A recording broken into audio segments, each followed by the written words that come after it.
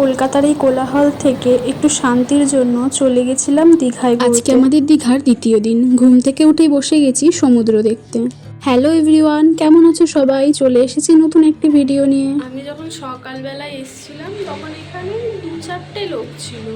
সূর্যটা যদি এখানে বাস না থাকতো তাহলে হয়তো সূর্যোদয়টাও দেখতে পারতাম, কিন্তু এটা দেখতে পারিনি।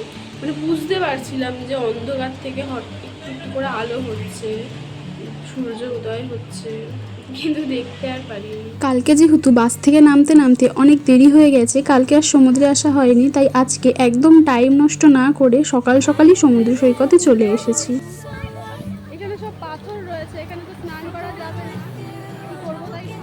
আর এদিকে সমুদ্র দেখে আমি বোধহয় আনন্দে পাগল হয়ে গেছি। তোমরা কি কেউ আমার মতন পাগলামি করো সমুদ্রে গিয়ে? জানো তো, যাওয়ার আগে বাড়িতে বসে বসে অনেক রকম প্ল্যানিং করেছিলাম যে ওখানে গিয়ে এইভাবে ভিডিও বানাবো, ওইভাবে ভিডিও বানাবো।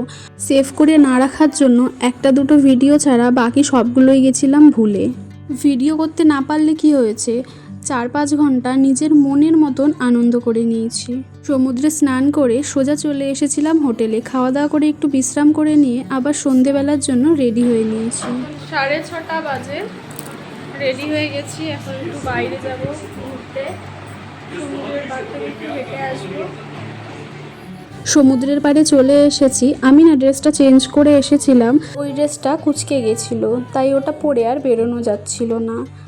এখনও সমুদ্রের পাড়ে তেমন একটা ভিড় হয়নি, কারণ আমরা অনেকটা তাড়াতাড়ি চলে এসেছি।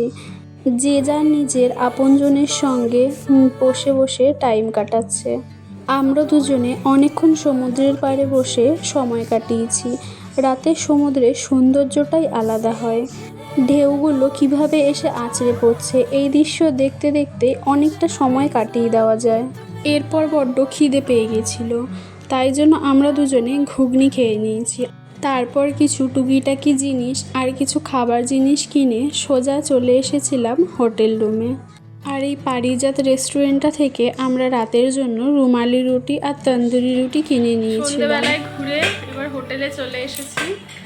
তো হোটেলে আসার সময় যেহেতু হোটেল থেকে কিছু খাবো না, কিছু খাবো না বলতে এখানে যা দাম জিনিসের, এই জন্য একটু কাঁকড়া অর্ডার করা হয়েছে হোটেল থেকে।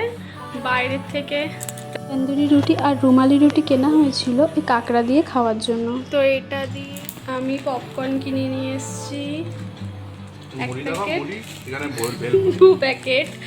আর এর 2 প্যাকেট নিয়েছি, একটা আজকে খাবো আর একটা কালকে বাসে যাওয়ার জন্য লাগবে। আর এখানকার কেউ এসে যদি মনে করো যে ভেলপুরি খাবে, সেটা অ্যাকচুয়ালি আমাদের ওইখানকার ঝালমুড়ি। ঝালমুড়ির মধ্যে কী সব মাখিটাকে ভেলপুরি বানিয়ে দিয়ে দিচ্ছে।